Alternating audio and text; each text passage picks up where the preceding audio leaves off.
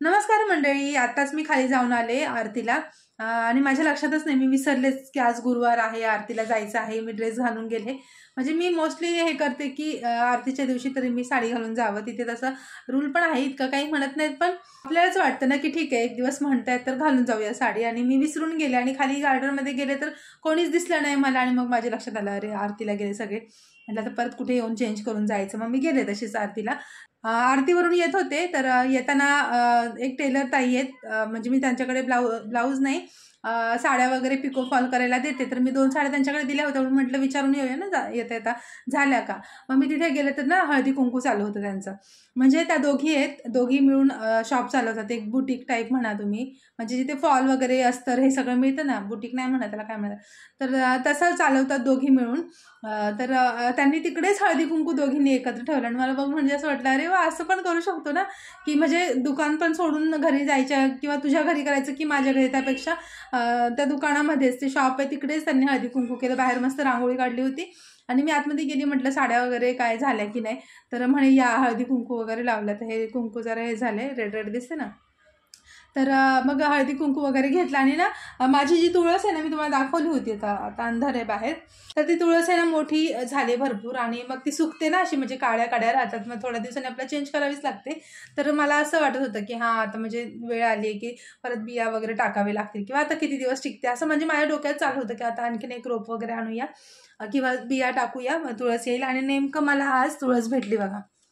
त्यांनी हळदी कुंकूचं वाण म्हणून हे तुळशीचं रोप दिले सगळ्यांना. किती छान. आणि म्हणजे मला असं वाटतं की देवालाच काळजी असते की काय, की मला कुठली गोष्ट हवी असेल ना, म्हणजे मी विचार केला ना, तर ती गोष्ट आपोआपच माझ्याकडे येते. बऱ्याचदा असं होतं, नारळाच्या बाबतीत पण तसं झालं होतं. आणि आज मी म्हणजे माझं चाललंच होतं की आता एकतर मंजुळा तरी मी घेऊन येते, किंवा मग म्हणजे कोणाकडून तरी, किंवा मग रोप तरी आणते. आणि हे रोप मला आज भेटलं, तर चला तुळशीची सोय झालेली आहे. फक्त ही कृष्ण तुळस आहे, काळ्या कलरची असते ना ती. तर चला सध्या आता मी बसूनच बोलते जरा वेळ. त्यांनी काय केलंय, तुळस दिलं, एक फूल दिलं होतं, फूल मी तिकडे ठेवलं होतं. आणि हे असे पॅकेट दिले होते. आणि लाडू आपल्या हातात, तिळगुळ घ्या, गोड गोड बोला, असं दिलं होतं.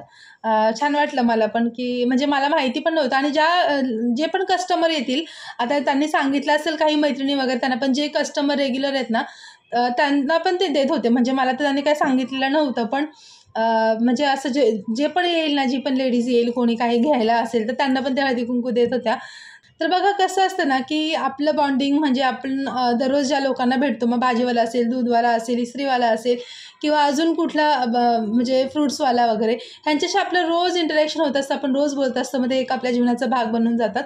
आणि मला पण असं वाटलं की अरे संक्रांतीच्या दिवशी आपण त्या लोकांना आपलं हे तिळगुळ घ्या, गोड गोड बोला, असं आपण म्हणतो ना, की आपण नातेवाईकांमध्ये जातो वाटायला तिळगुळ, पण त्या लोकांना पण द्यायला हवं होतं. तर ते लक्षात नाही आलं, कारण की त्या दिवशी आपली भरपूर धावपळ असते. तर चला आता हे रोप आलं, मला लावायचं आहे. आणि सध्या आहे ना सगळीकडे कुंभ मेळ्याचं वारं पसरलेलं आहे. आणि इतके सुंदर वाटतं ते व्हिडिओ पाहायला वगैरे. म्हणजे सगळीकडेच आता मी यूट्यूब उघडू द्या, इंस्टाग्राम उघडू दे, मला ते सगळे व्हिडिओ रिकमेंडेशनमध्ये येतात. आणि दिवसभर माझा बराच वेळ ते व्हिडिओज बघण्यात जातो. बरेच जण व्लॉगर्स पण आहेत, ते पण दाखवत असतात तिकडे राहतात ते, आणि तिकडे कसं आहे काय. आणि ते बघून आहे ना व्हिडिओ, असं वाटतं की सगळी ही मोहमाया आहे, हे सगळं खोटं आहे. आणि ते तिकडे निघून जावं, कुंभमेळ्यात संन्यास घ्यावा, असं इच्छा होती. इतकं म्हणजे ते वातावरण म्हणा, किंवा तो जो प्रभाव आहे त्या तीर्थक्षेत्राचा, तर तो इतका आहे की व्हिडिओ बघून जर आपल्याला असं वाटत असेल, तर तिथे गेल्यानंतर प्रत्यक्षात किती तो प्रभाव आपल्यावर पडेल. तर मला तर खूप इच्छा आहे माझी जायची, पण इतकं सोपं नाही आहे, भरपूर लांब आहे. पण मी असं रोज विचार करते. आणि मला तर असं वाटतं ना, की मी ते व्हिडिओज बघत असताना मी तिथेच आहे, फक्त मी शरीराने इथे, मी मनाने पूर्ण तिथेच आहे, असं मला वाटतं. दिवसभर मी ते व्हिडिओज लावून ठेवते, टी व्हीवर काम करत असू दे, काही असू दे, मी कंटिन्युअसली ते म्हणजे फील करते.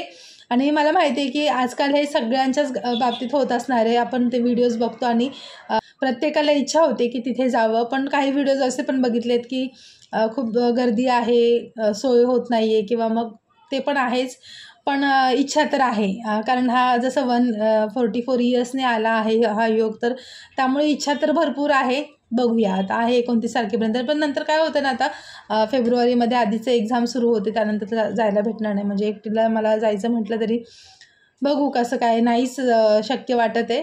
पण लेट्स सी काय होतं आहे, देवाची इच्छा असेल तर मिळेल, नाही तर नाही. ॲक्च्युली काय ना, खूप लांब आहे आणि आता ट्रेनचं रिझर्वेशन नाही मिळणार, फ्लाईटने पण भरपूर जास्त पैसे आहेत वगैरे, म्हणजे ते सगळं आहे, त्यामुळे वाटत नाही पॉसिबल. Let's see. तुमच्यापैकी पण बऱ्याच जणांना जावंसं वाटत असेल, मला नक्की कमेंट करून सांगा की तुम्हाला पण असं फील होतं आहे का, की तुम्हाला पण असं जावंसं वाटतं आहे का? फक्त जावंच वाटत नाही तर संन्यासच घ्यावा असं वाटतं आहे का?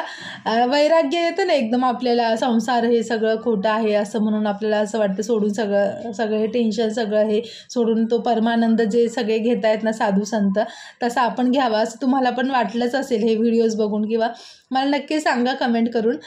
हे जे आपल्याला सगळं वाटतंय ना, याला स्मशान वैराग्य पण म्हणतात. कारण कसं होतं, आपण एखादी व्यक्ती वारली तर आपण स्मशानात गेलो तर तेव्हा आपल्याला वाटतं ना सगळं खोटं आहे, ही सगळी मोहमाया आहे, काही फायदा नाही, आपल्यासोबत काही जाणार नाही, काही नाही, ते तेवढ्यापुरतं वाटतं. आणि घरी आले की परत आपण आपल्या संसारामध्ये, म्हणजे सगळ्या आपल्या संसारात ह्या मोहमायेत सगळं आपण परत विसरून जातो. तर त्याला स्मशान वैराग्य म्हणतात, म्हणजे ते तेवढ्यापुरतंच असतं. तर तसं पण असेल कदाचित, कारण की ते व्हिडिओज हे बघितलं की तेवढ्यापुरतं आपल्याला वाटतं. पण जर खरंच संन्यास घेण्याची वेळ आली तर काय माहिती परत जमतंय की नाही ते, कारण परत इच्छा झाली संसारात यायची तर मग, म्हणजे असं आहे. तर सध्या तर मी पण खूप एन्जॉय करते ते व्हिडिओ बघून, खूप आनंद मिळतो आणि प्राऊड फील होतं की खरंच आपण हिंदू म्हणून जन्माला आलो आहोत. तर तुम्हाला पण असं वाटत असेल तर मला नक्की सांगा कमेंट करून, आणि तुमचं हळदी कुंकू झाले का नाही ते पण नक्की सांगा. चला तर आपण उद्या पुन्हा भेटूया पुढच्या व्हिडिओमध्ये. तोपर्यंत बाय बाय.